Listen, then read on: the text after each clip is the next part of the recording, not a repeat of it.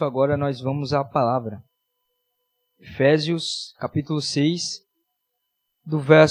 a partir do verso 10 ao verso 24. Diz o seguinte, verso 10.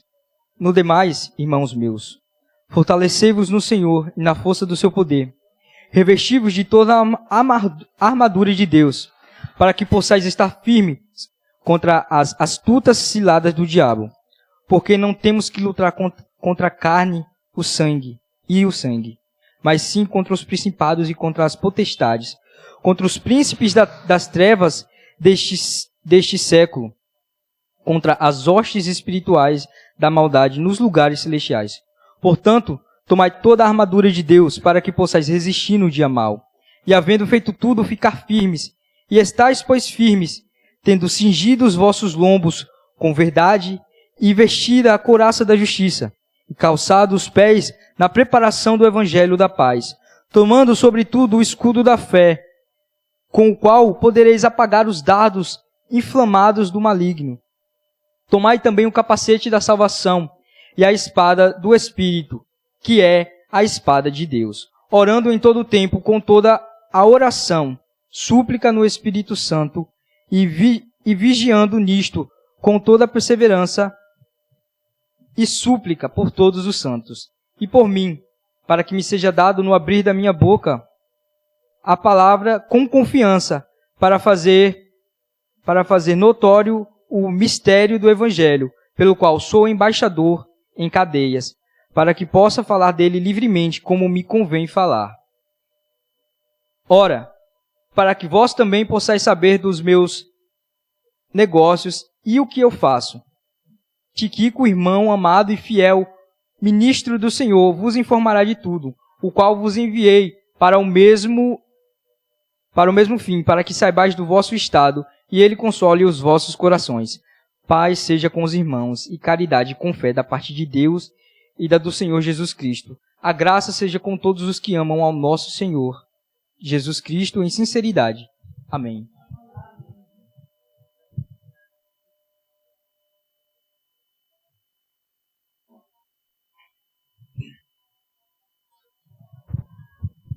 Meus irmãos, como nós já vimos na nossa exposição da carta de Paulo aos Efésios, o verdadeiro cristão, que é descrito nos capítulos 1 ao capítulo 3, que leva uma vida controlada pelo Espírito, que nós vimos do capítulo 4, a partir do verso 1 até o capítulo 6, do verso 9, ele tem que ter a certeza de estar em uma batalha espiritual, conforme descrito nesse capítulo. Paulo encerra sua carta à igreja de Efésios com esse aviso de guerra e instrução para vencer. Deus, o nosso Senhor, nos forneceu armas poderosas o suficiente para combater e frustrar o nosso adversário. Paulo nos mostrará como devemos nos preparar para essa guerra e quem é o nosso adversário, assim como nos dá instruções sobre nossa batalha e vitória, que nós veremos dos versos 13 a 17. Ele mostrará 6 peças que compõem a armadura que Deus dá a seus filhos, para que não apenas resistam às investidas de Satanás, como também tenham a vitória sobre elas. Vamos fazer uma oração neste momento? Senhor, amado Deus, eterno Pai, graças te damos pela tua palavra. Te agradecemos, Pai, porque desde o início da exposição da carta de Efésios, Senhor, o Senhor tem nos dado o entendimento e o esclarecimento das tuas escrituras, Pai. Te agradecemos porque o teu Espírito tem nos confrontado e tem aberto os nossos olhos para entendermos a tua verdade, Senhor. E te agradecemos porque mais uma vez o Senhor está nos mostrando a realidade, Senhor, da vida que vivemos em ti, nos mostrando a realidade da batalha espiritual que nós temos constantemente, nos lembrando de estarmos alertas, Senhor. Te agradecemos porque a tua palavra nos instrui a todo instante de como devemos agir, meu Deus. Te pedimos que a tua palavra, Pai, que o teu Espírito confronte os nossos corações mais uma vez, Senhor, essa noite. Que ele abra os nossos olhos e nos dê o entendimento da tua palavra, Pai. Em nome do seu Filho amado Jesus. Amém. Semana passada, mais especificamente no domingo, Diego deu início aos deveres domésticos, no capítulo 5, a partir do verso 22, E na quarta, demos entrada ao capítulo 6, onde continuamos falando sobre os deveres domésticos até o verso 9. E hoje, daremos, como já foi feita a leitura, do verso 10 até o verso 24. São os versos que nós faremos a exposição de hoje. No verso 10, o apóstolo Paulo diz: Não no demais, irmãos meus, fortalecei-vos no Senhor e na força do seu poder. Nós sabemos que a guerra a qual Satanás, o nosso inimigo, ele trava, é uma guerra que já está perdida, pois ele já foi derrotado. Cristo, por meio da cruz e da ressurreição, conquistou para sempre o poder sobre o pecado e sobre a morte. E por isso, o pecador é perdoado, e por isso, seremos ressuscitados no dia da sua glória, pois ele triunfou sobre o pecado e sobre a morte de forma gloriosa, e o Pai o exaltou, dando-lhe o nome que está acima de todo nome. No entanto, quanto à vida aqui na terra, as lutas e tentações continuam regularmente.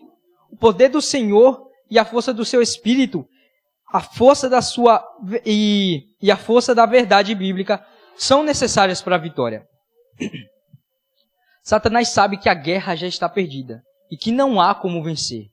E por isso ele investe em batalhas aqui na terra. É esse alerta que o apóstolo Paulo nos traz sobre estarmos preparados para travar essas batalhas e vencer, glorificando o nome do Senhor. No verso 11, o apóstolo Paulo diz: revesti-vos de toda a armadura de Deus, para que possais estar firmes contra as astutas ciladas do diabo. Dado o contexto ao qual Paulo vem apresentando, revesti-vos traz a ideia de fortalecer, forrar algo com uma outra camada para proteção. Efésios 4, verso 22 ao 24, o apóstolo Paulo nos disse sobre o velho homem e o novo homem. Ele disse que quanto ao trato passado, vos despojeis do velho homem, que se corrompe pela concupiscência do engano, e vos renoveis no espírito do vosso sentido, e vos revistai do novo homem, que segundo Deus é criado em verdade, justiça e santidade. Aqui em Efésios 4, versos 22 a 24, o apóstolo Paulo nos instrui a deixar a antiga identidade, deixar o velho homem e se vestir agora com um novo homem, uma nova identidade, a ser revestido nesse novo homem. Homem esse criado em verdade, justiça e santidade. Criado segundo o conselho e a vontade de Deus. Portanto, o que o apóstolo Paulo nos diz agora é: agora que vocês já estão vestidos no novo homem, já estão revestidos, continuem ainda mais reforçando a vida de vocês espiritual. Agora, revistam-se com toda a armadura de Deus. Paulo faz uso da armadura comum dos soldados romanos como uma analogia para a defesa espiritual do crente, como algo necessário para manter o posicionamento nas tentações e não cair, escorregar ou até mesmo desviar do caminho correto quando confrontado por Satanás. O nosso inimigo, ele faz uso do maldito sistema mundano, a qual, entre aspas, nós estamos reféns. O século ao qual nós vivemos. Prazeres que nos são apresentados ou ao qual nós temos que fazer para prosseguir com as nossas vidas pessoais, né? Para executar as suas ciladas através de hostes demoníacas, a palavra ciladas, ela abrange todo o pecado, imoralidade, falsas religiões, falsas teologias e principalmente seduções mundanas, através de falsos ou excessivos prazeres que nos são apresentados constantemente. Deus criou todos os prazeres. Tudo foi criado por Ele para a nossa alegria, para o nosso gozo, para o nosso desfrute. Ele é a fonte, deve ser a fonte de todo o prazer cristão. É nele que nós devemos nos alegrar. É por Ele que nós devemos viver. É por Ele que nós devemos gastar as nossas vidas, deixando tudo para trás e e sentir prazer, desfrutar da presença do Senhor. Ele deve ser a fonte de prazer do cristão. Porém, como o diabo tenta constantemente perverter a criação do Senhor, mais uma vez ele tentou perverter e perverte os prazeres que o próprio Deus criou para nós. E um deles que nós podemos citar é a comida. Comer é saboroso, é um prazer, é algo que Deus nos deu a capacidade. Deus criou inúmeras frutas, inúmeros frutos com sabores diferentes, com cores diferentes, com nutrientes diferentes. Se o ato de comer fosse unicamente para manter-nos vivos, ele não precisaria criar variedades. Bastaria criar uma única coisa, contendo todos os nutrientes, contendo tudo o que fosse necessário para que nós continuássemos vivos e saudáveis. Mas ele faz questão de ser abrangente, de criar muitas variedades de sabores, de cores, de aromas, para o nosso prazer, para o nosso deleite, para que nós venhamos a sentir prazer nos frutos, nas carnes, nos temperos, nas iguarias. Nosso Deus é perfeito nisso. E como Satanás corrompe isso? Ele corrompe através da gula, que é um pecado, que é quando nós excedemos o prazer que Deus nos deu, o prazer de comer. Quando passamos a fazer isso de forma excessiva, ultrapassamos o nível de prazer e chegamos no nível de gula. Outro fator que nós podemos citar é o ato do descanso, que o nosso Deus criou para renovar as nossas energias. Porque Ele poderia também nos criar como seres que não precisam dormir ou descansar. Mas Ele nos deu o cansaço para que nós pudéssemos aproveitar o deleite de sentar e não fazer nada, de deitar e dormir, para que nós pudéssemos ter o prazer de descansar. E como o diabo, mais uma vez, corrompe isso? Através da preguiça, nos tornando preguiçosos em nossas atividades, fazendo com que venhamos cada vez mais amar o sono. E a Bíblia condena aquele que ama o sono, pois isso é um pecado, não honra a Deus, não tem glória nisso. É assim que o diabo perverte os prazeres de Deus. E outro prazer que nós temos no Senhor, que nós podemos citar, é o sexo. Um prazer que Deus dá dentro do casamento, para o homem e a sua esposa, para os cônjuges. E o diabo corrompe isso através da imoralidade sexual, que é o que nós vemos hoje em dia, onde as pessoas se corrompem, não mais com seus cônjuges, mas muitas vezes com pessoas do mesmo sexo, com animais, em casos absurdos e extremos, ou com orgias e com muitas outras pessoas. Ou seja, o diabo corrompeu e tenta corromper constantemente os prazeres que Deus deu aos seus filhos. Então devemos ter cuidado para não somente não desfrutar dos prazeres, porque não desfrutar também é um ato de pecado perante Deus. Porque se Ele criou algo e nós não desfrutamos, não estando honrando e glorificando a sua criação. E também nos alerta a ter cuidado para não extravagar nesses deleites e prazeres e acabar desagradando ao Senhor, pecando contra Ele e agradando ao diabo. Devemos estar atentos a essa cilada, pois constantemente ele vem mascarando esses pecados, essas extremidades com prazeres, algo que vai nos satisfazer momentaneamente. No verso 2, o apóstolo já fala sobre a nossa luta. Ele nos diz que a nossa luta não é no mundo físico e carnal, e sim nos lugares celestiais, onde o espiritual reina e controla tudo. A nossa luta é contra os principados e potestades. Demônios esses que governam a terra e que têm poderes e autoridades em certas regiões. São demônios com autoridades para manter a ordem maligna regendo o mundo, para que assim continue sendo do maligno. Nós lutamos contra os príncipes e dominadores do presente século, abominações depravadas, perversões sexuais extremas, ocultismo e cultos a Satanás. É contra esses atos que nós lutamos. É essa a nossa luta, é essa a nossa batalha. No mundo espiritual, às vezes no mundo físico, que é necessário um posicionamento, é necessário que nós venhamos abrir a nossa boca para falar, não como um ato de luta física, mas de verbalizar no mundo físico aquilo que nós já estamos verbalizando e deveríamos verbalizar no mundo espiritual. Declarar no físico o que tem que ser e que é declarado no mundo espiritual. Verso 13, ele diz: portanto, tomai toda a armadura de Deus para que possais resistir no dia mau e, havendo feito tudo, ficardes firme. Paulo nos lembra que após termos feito tudo e após termos tido a vitória nas nossas batalhas, nós devemos permanecer firmes, porque não se trata de uma batalha. Nós estamos em constante guerra. Estamos em situação de guerra. E essa guerra só terá um fim no dia em que o nosso Senhor voltar e estabelecer o seu reino aqui na terra.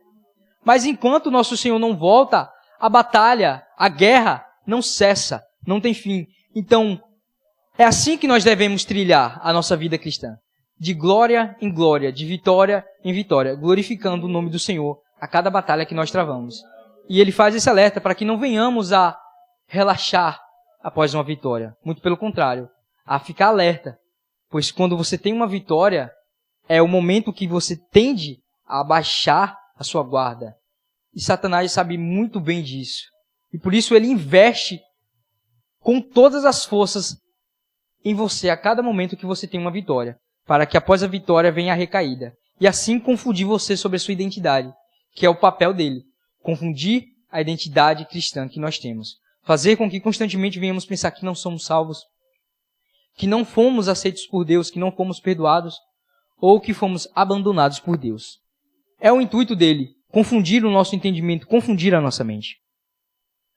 No verso 14, Paulo começa falando sobre as partes da armadura, onde nós vamos dividir em duas partes. Sendo as três primeiras, o cinto, a couraça e o calçado. Nós falaremos disso a partir do verso 14 e verso 15. Pois eles eram utilizados pelos soldados em todo instante no acampamento e nos campos de batalha. Era a roupa cotidiana do soldado. O cinto, a couraça e o calçado. Eles não tiravam em momentos de descanso, de repouso. Porque a qualquer momento eles podiam entrar em batalha novamente, então eles tinham que estar prontos.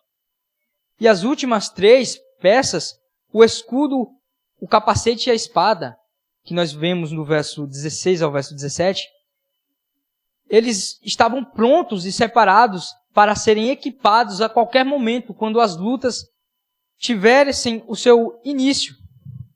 Então, agora nós daremos início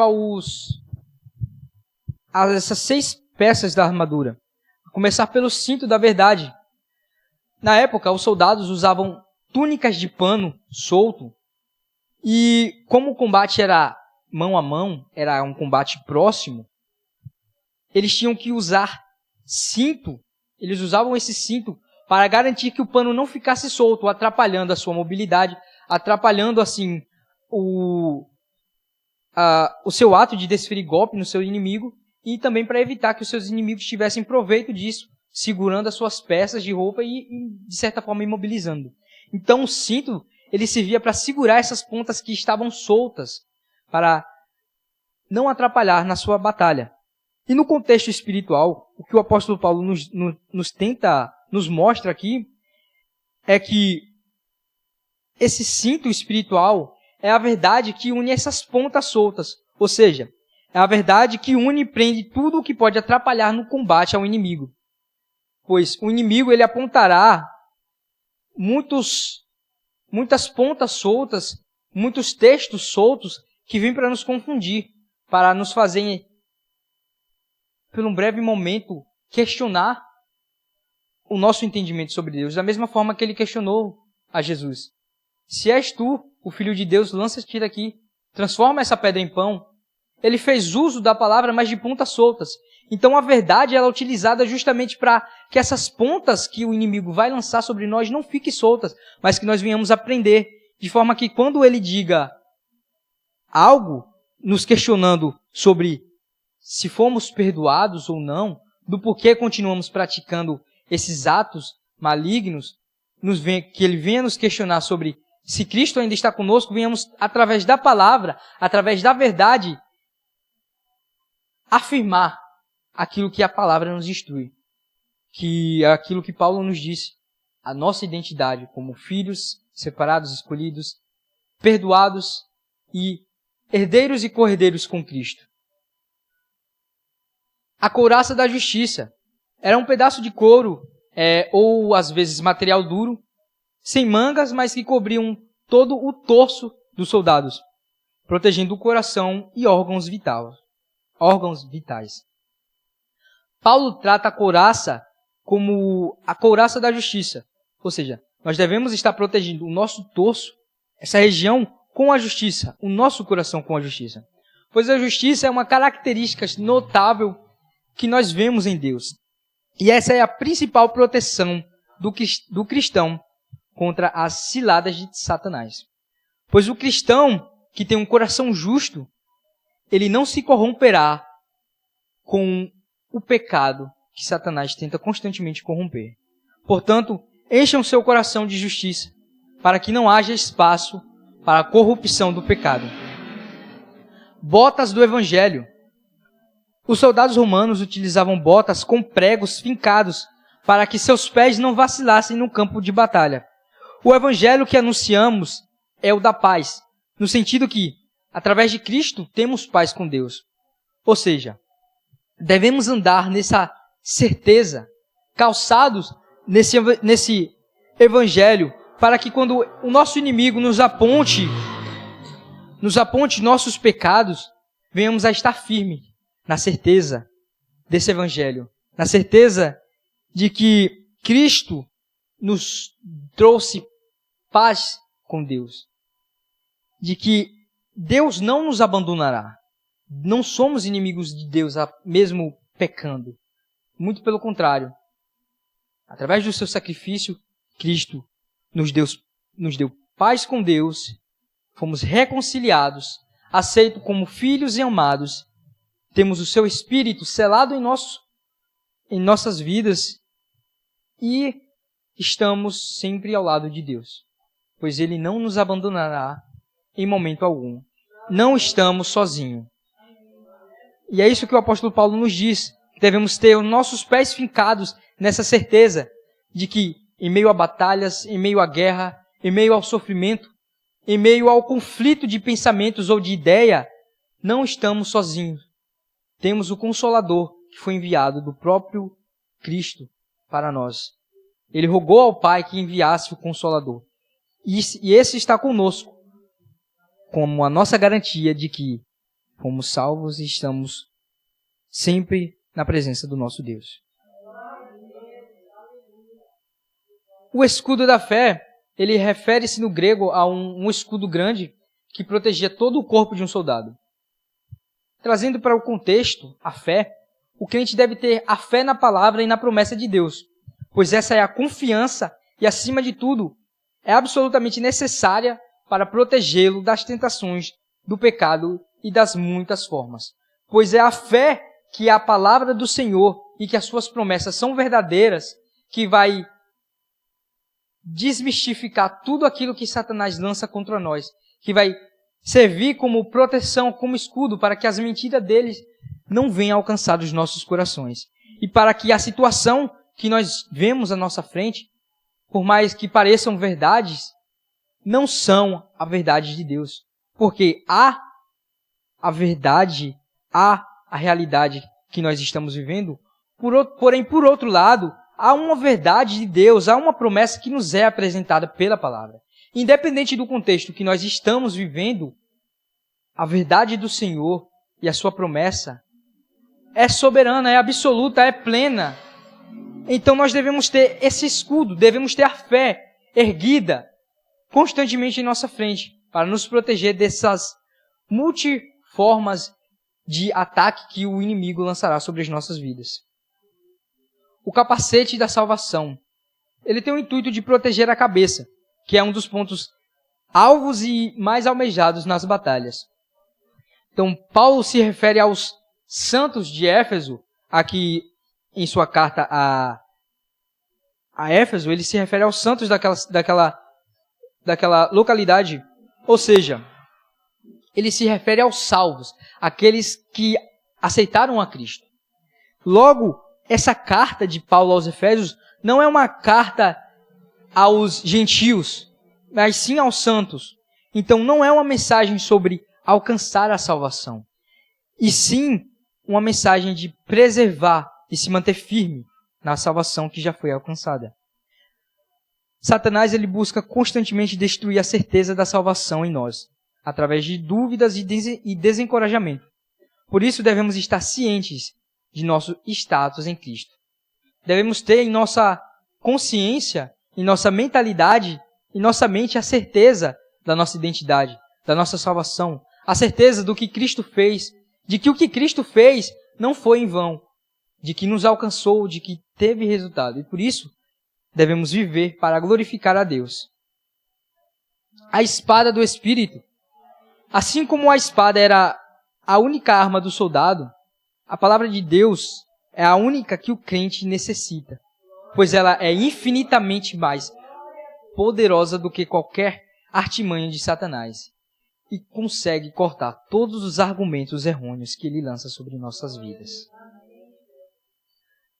Do verso 18, Paulo diz: orando em todo o tempo, com toda a oração e súplica no Espírito, e vigiando nisto, com toda a perseverança e súplica por todos os santos.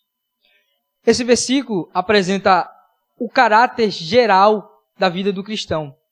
A expressão toda a oração e súplica, ela tem o foco na variedade, em toda a oração, em variedade de oração, qualquer oração, devemos perseverar em qualquer oração, em todas as ocasiões, traz o foco na frequência, ou seja, devemos ter frequência constante em nossas orações, não em orações específicas, uma ou outra, mas em todas as ocasiões, a todo instante, a todo momento. No Espírito, foca na submissão, quando o cristão se alinha à vontade de Deus. Estejam atentos, traz o foco para a maneira como devemos orar. E perseverem, foca na persistência que devemos ter em nossas orações. E a todos os santos, foca no alvo das nossas orações. Ou seja, devemos orar com variedade, com frequência, com submissão, alinhados à vontade de Deus. Devemos ter o foco na maneira a qual nós oramos e ter persistência nas nossas orações pelos santos em Cristo Jesus. Do verso 19 ao 20, Paulo pede oração não por um conforto físico ali no cárcere, onde ele estava enquanto escrevia essa carta, ou por um bem-estar pessoal, mas ele pede oração por firmeza e fidelidade para continuar proclamando o Evangelho aos não salvos. Ele pede que os irmãos orem por ele para que ele venha falar com mais ousadia as verdades do Espírito que foi revelado a ele, o mistério que a ele foi revelado, de proclamar o Evangelho aos não gentios. Então, é esse alerta que ele nos traz, que devemos orar constantemente uns pelos outros para que venhamos ter perseverança e constância e ousadia para anunciar o Evangelho a toda criatura, e principalmente aqueles que precisam de Cristo. Pois se nós vemos uma igreja, não sei quantos irmãos estavam presentes no culto hoje pela manhã, mas o pastor Wilton falou sobre a realidade dos países ao qual ele estava visitando. Países esses que foram líderes na reforma, porém que hoje são as suas congregações e igrejas são repletas de cristãos que muitas vezes foram do Brasil para lá ou de outras localidades para evangelizar aquele lugar, mas a igreja está repleta de crentes. E é uma realidade nossa hoje em dia. As pessoas entenderam errado, entenderam que igreja é lugar de crente, mas não, igreja não é lugar de crente. Igreja é lugar de pessoas que precisam de Cristo. Como ele mesmo disse, quem está são não precisa de médico. E se a igreja é um hospital, precisamos encher ela de doentes, de pessoas que precisam ser restaurados, que precisam ser alcançados por Cristo. E para alcançar essas pessoas e trazer para a igreja, precisamos ter ousadia no espírito e a coragem de ministrar e evangelizar essas pessoas nas ruas, nas casas. E lugar de crente é não somente na igreja, mas acima de tudo em casa, com o joelho no chão, orando e intercedendo pelos crentes e pelos não crentes, fazendo a sua parte, apressando a vinda do nosso Senhor. Dos versos 23 e 24, Paulo encerra, ele diz: paz seja com os irmãos e caridade com fé, da parte de Deus Pai e da do Senhor Jesus Cristo. A graça seja com todos os que amam ao nosso Senhor Jesus em sinceridade. Ele encerra a sua carta com essa linda bênção, lembrando os seus leitores da paz, do amor e da fé de Deus e de Jesus Cristo. Então, o que nós entendemos com a nossa exposição da carta de Paulo aos Efésios? Principalmente no verso 6, ele encerra essa carta com a lembrança de que a vida cristã não é uma caminhada passiva, mas uma caminhada de batalha, e que Satanás já está derrotado de forma definitiva pela obra consumadora do nosso Senhor Jesus Cristo e pela sua ressurreição. A guerra eterna já foi vencida, mas as batalhas diárias continuam, e é justamente nelas que muitos cristãos caem, se distraem ou retrocedem. Por isso, Paulo nos chama a viver com discernimento e vigilância espiritual. A vitória já foi garantida, mas permanecer firmes exige cooperação diária com Deus, força no Espírito e fidelidade à verdade revelada da sua palavra. Então, o que nós vimos na nossa exposição de hoje? Primeiro, nós vimos que a nossa luta é real, mas que a vitória é certa e já está garantida, e que temos mais do que o necessário para sermos vitoriosos sobre o nosso inimigo. Satanás não luta para vencer, pois ele sabe que é impossível. Ele luta para ferir, confundir, seduzir e enfraquecer aquele que Cristo já salvou. Então, meus irmãos, nunca devemos subestimar as tentações diárias que nos é lançada. Não devemos confiar nas nossas próprias forças. É esse o alerta que nós vemos. Mas que devemos buscar diariamente o poder do Espírito para vencer as tentações malignas.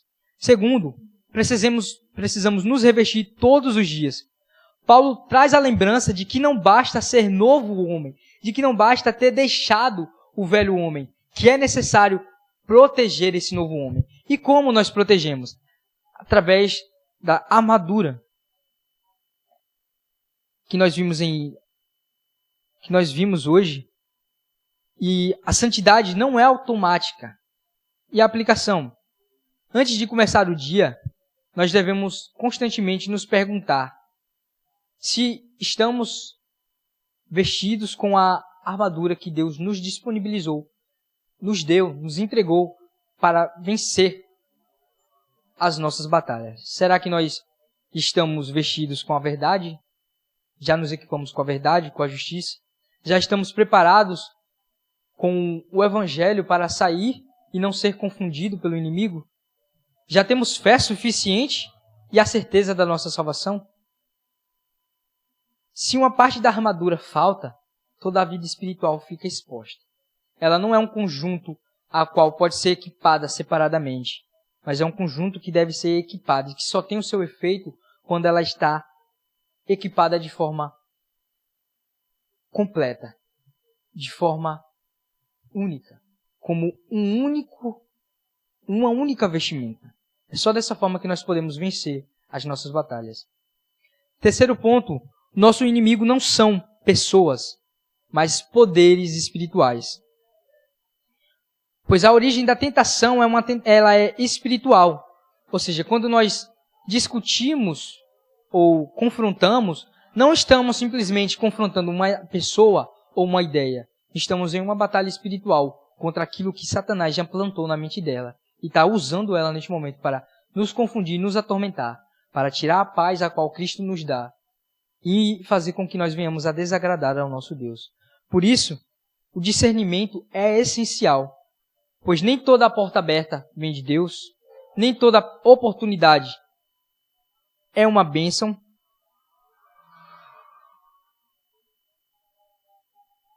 Nem toda oportunidade é uma bênção, e nem toda voz que soa espiritual é uma voz que vem do Senhor.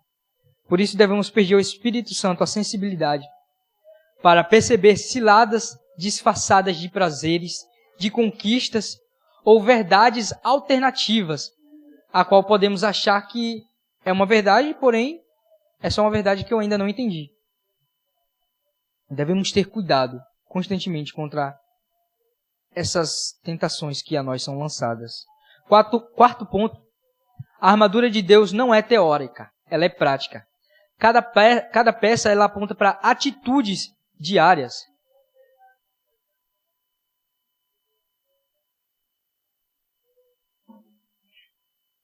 Quais atitudes são essas? A atitude da verdade é a sinceridade e a integridade e a coerência que nós devemos ter com Deus, com a sua palavra e com o próximo, agindo com verdade, sinceridade, integridade e coerência a todo instante. Com justiça, devemos ter uma vida reta e decisões corretas que agradam ao nosso Senhor e que louvam o seu nome a todo instante.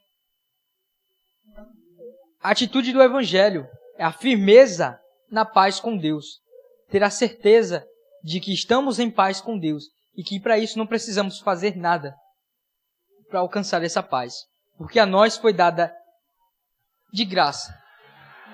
Porém, não foi de graça. Custou o sangue do nosso Senhor. Então, por isso devemos ter essa certeza. Pois para nós não ter uma certeza da nossa salvação deveria ser tido como uma ofensa ao nosso Cristo. Porque se dissemos que não temos certeza da nossa salvação, estamos dizendo que não temos certeza se a obra que Ele fez, se o sacrifício que Ele fez foi o suficiente para alcançar a mim e a você. Então, quando vem a dúvida sobre se eu fui salvo, se eu estou salvo, se o sacrifício dele foi sobre mim, eu deveria me envergonhar como um cristão por ter esse tipo de pensamento. Por isso ele faz esse alerta de que é com os pés firmados, é com o calçado firme no chão, firme ao solo, firme a essa certeza de que o sacrifício não foi em vão. O sacrifício foi absoluto, nos comprou, nos salvou, nos redimiu e nos garante vida eterna e paz com Deus. E a espada da palavra é a resposta bíblica às mentiras do inimigo. É essa atitude que nós devemos ter. A atitude de confrontar com as verdades bíblicas que Cristo nos apresenta. A armadura ela é uma postura espiritual, é uma conduta que o cristão deve ter. Devemos examinar constantemente qual parte da nossa vida, qual parte dessa armadura nós estamos negligenciando e fortalecer ela constantemente, a começar de hoje, que o Espírito tem nos confrontado e nos esclarecendo essa verdade. Quinto ponto, a oração é o ar que sustenta toda a armadura. No verso 18, Paulo revela que a vida cristã é sustentada por oração constante e persistência e vigilância. E a lição que nós temos é: o cristão que não ora é como um soldado armado, mas sem fôlego. Por mais que ele tenha arma, mais cedo ou mais tarde ele irá se cansar de brandir a sua arma, ao ponto que ele não terá forças nem para levantar para se defender, e assim poderá morrer espiritualmente. Então, ore constantemente, ore sem cessar, ore em todas as ocasiões. Em todas as ocasiões, por todos os santos, em submissão ao Espírito, com vigilância, com perseverança. Devemos transformar a oração em um hábito contínuo e não momentâneo. Devemos continuar em um hábito diário e não em último recurso, mas sim no primeiro, algo essencial, do qual não devemos fazer ou dar qualquer passo de nossa vida sem antes orar ao nosso Senhor. Sexto ponto, o fim da carta revela o coração de Paulo, pois mesmo preso, ele não estava preocupado com a sua situação nem com o seu conforto. A sua preocupação era unicamente com o ministério que Deus havia lhe dado. E ele pede a oração para que ele venha a ter mais ousadia para anunciar e continuar anunciando. Ou seja, mesmo preso, ele não pede por liberdade, ele não pede que os irmãos orem para que ele seja liberto, mas ele pede para que perseverem, para que não desviem, para que não venham a duvidar que, mesmo sendo gentios, foram alcançados pela graça salvadora do nosso Cristo. Para que mesmo eles, não sendo judeus, mesmo não fazendo parte da promessa feita a Abraão pelo entendimento judaico, eles faziam parte da promessa no entendimento cristocêntrico, que a Paulo foi dado o entendimento. E é essa a preocupação dele naquele momento. E é essa a preocupação que nós devemos ter. O foco na nossa vida deve ser o avanço do reino do Senhor, e não a preservação do nosso conforto. Ou seja, minha maior preocupação não deve ser sobre o que eu irei vestir, o que eu irei comer, mas se tem vidas lá fora que ainda não aceitaram o Senhor como seu Salvador, se tem vidas lá fora que ainda não ouviram o Evangelho, essa deve ser a minha maior preocupação como cristão. A minha maior preocupação deve ser cumprir a minha missão e manter o meu foco em Cristo Jesus. Então a pergunta que nós temos essa noite é: qual está sendo a minha preocupação? Está sendo com o meu conforto, com a minha situação? Ou está sendo com a minha comodidade, ou está sendo com cumprir o ID que a mim foi encarregado? Cumprir a missão que Cristo nos permite fazer parte. A missão de anunciar o Evangelho, anunciar as boas novas àqueles que necessitam, àqueles que estão debaixo de uma vida de escravidão do diabo. Sétimo ponto, a bênção final, que nos lembra a fonte da nossa segurança. Paulo encerra com a paz, amor e fé. Exatamente tudo o que a batalha espiritual tenta roubar. E Deus é o único sustentador da nossa caminhada. Então devemos descansar, pois a graça que nos salvou é a graça que nos mantém de pé até o fim. Por isso, venhamos a seguir firmes nessa mesma graça salvadora e redentora. E para fecharmos, Efésios 6 nos ensina que a guerra é real, mas Cristo já venceu. Mas que agora cabe a nós permanecer firmes, revestidos diariamente em Deus, caminhando em verdade, justiça, fé, tendo convicção da nossa salvação e da plena dependência que devemos ter de Deus, da sua palavra e da oração. A nossa vitória já foi concretizada. Porém, devemos permanecer firmes diariamente, em vigilância, disciplina, buscando sempre a comunhão com Deus, para que nós venhamos viver atentos, fortalecidos no Senhor e focados na missão até o dia em que Cristo voltar. E assim encerramos o sermão de hoje. Vamos nos pôr de pé para fazermos a oração final?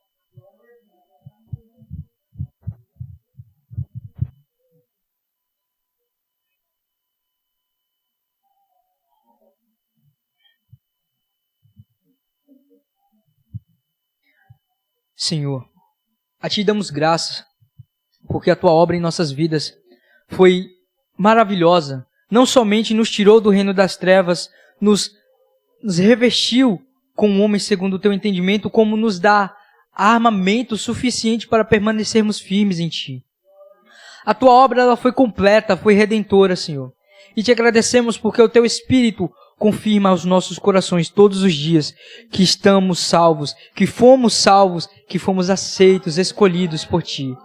Te agradecemos porque a Tua palavra apresenta essa verdade aos nossos corações e o Teu Espírito faz com que ela queime em nossos corações. E Te pedimos que o Teu Espírito constantemente nos confronte para que não venhamos viver a mentira que o diabo nos apresenta, mas venhamos a viver e estar firmes na verdade que Tu tens revelado à Tua igreja essa noite, Pai. Senhor, que nós venhamos constantemente estar ligados e linkados à Tua verdade e à Tua palavra, vestidos, Senhor, com a Tua armadura que o Senhor já nos deu. E Te pedimos que o Teu Espírito tenha a paciência de continuar nos instruindo e puxando a nossa orelha quando necessário, para que venhamos lembrar de estarmos firmes e de vestir a Tua armadura, Pai. Nos torna cada dia mais semelhantes, Pai, à estatura de varão perfeito, ao qual é o nosso alvo. Nos torna, Pai, cada dia menores, para que assim a Tua glória venha brilhar através de nós e a Tua presença seja manifestada através de nós, Senhor, no ambiente ao qual nós venhamos estar, Senhor. Que nós venhamos ter a honra e o prazer, Senhor, de anunciar as Tuas boas novas. Que nós venhamos, Pai, desfrutar, Senhor, da comunhão contigo, que é rica e unicamente prazerosa em todos os níveis, Pai. Que seja completa e suficiente a nós, meu Deus. Louvamos ao Teu nome, Te agradecendo pela Tua palavra. Em nome do Seu Filho amado Jesus, Pai, Te pedindo que nos leve em paz aos nossos lares. Te pedindo que o Teu Espírito trabalhe em nossos corações no decorrer dessa semana e continue nos confrontando pela Tua verdade, pela Tua palavra. Em nome do Senhor Jesus. Amém e amém.